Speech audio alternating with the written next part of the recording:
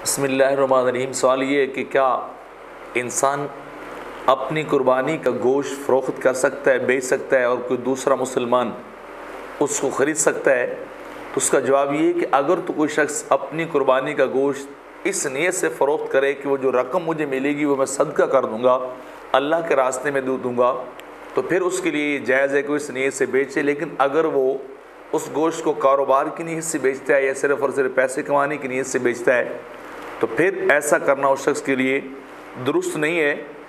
और अगर कोई शख्स आगे से ख़रीदता है और उसे पता है कि ये कीमत वो सदका कर देगा, अल्लाह के रास्ते में देगा, तो फिर वो शख्स जो है वो ख़रीद सकता है। और इसी बात को फतावा हिंदिया के अंदर जो है बड़ी तफसील के साथ बयान किया गया। वलोबा बिद्दराहिम ये सदा कभी हजाज लेना क़ुर्बत उनका तसद्दुक़ क़ज़ाफ़ी तबीन वहाँ क़ज़फ़िल हिदाया वल काफ़ी, यानी और भी फतावा आलमगीरी के अंदर कम बेश 3 फ़िक़ह हनफ़ी की किताबों के हवाले से बात नकल की गई कि क़ुर्बत सवाब और सदका करने की नीयत से वो बंदा बेचे तो जायज़ है, और वो जो रकम मिलेगी, जो पैसे मिलेंगे, उनका सदका करना लाजमी है।